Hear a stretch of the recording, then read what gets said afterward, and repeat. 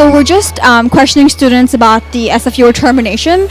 So we would like to hear your insight on what you think of the termination and how it affects student centers and like the student body as a whole. So I think my biggest concern right now with the termination is what is going to happen to the services that so many students rely on. So like the food bank, the health plan, the Pride Center, the Women's Resource Center, International House, Center for Students with Disabilities. There are so many services of the SFUO that students are relying on every day, and my biggest concern right now is what is going to happen to them after December when the SFUO is no longer recognized. I'm just happy that students don't have to worry about like where their money's going and like just stressing about like why you're overpaying in the first place. The SFUO, because it deals with student money, I don't think that it should run entirely on with students. It like people from the university or higher authorities should also interfere and monitor this. I think that the university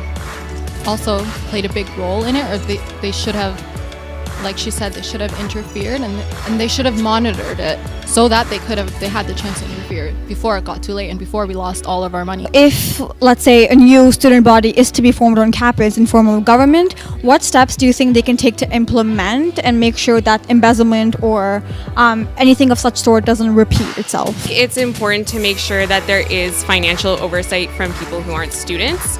I don't necessarily think that should be the university, but outside bodies to help with the finances. Be more careful with who they put into these positions, especially when dealing with money. I think it'd be a good idea to get a new group in that's more trustworthy. We'll know where our money's going, what it's being used for, a more transparent relationship with the Student Federation. Like, I have never had an interaction with the SFU other than receiving their services, so it would be nice to have input onto what they provide and just more interaction, communication. What do you think about the termination and how is it affecting your club in terms of funding? And if a new government is formed, what steps do you think they should implement to make sure the mistakes aren't repeated again? Obviously, with SFUO being terminated, that does affect our club next semester because we are affiliated under the SFUO. So that being said, next semester the LCC will technically cease to exist. Same with the other clubs because we have signed a contract underneath them for us to run. So we won't be able to table for future events. We won't be able to sell tickets for future events in the UCU. So that's how we're affected.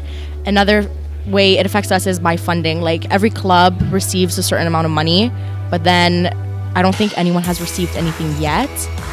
And we actually have not been receiving any money for the past few years. So we have no money to fund our events. Like, how am I supposed to start an event if the SFUO is claiming to give me money, but I'm actually not receiving anything, you know? So hopefully, if a new association does form, something will be done in order for clubs to actually be able to excel with a little bit of funding. You know, like $200 goes a long way. And have you asked for any money from the SFUO? No, actually they asked money from us.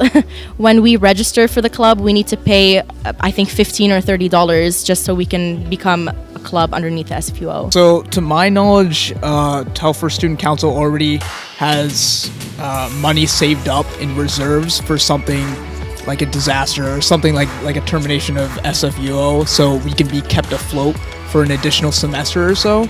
So in a way, it won't affect us now per se, but it might affect us like a year or two down the line.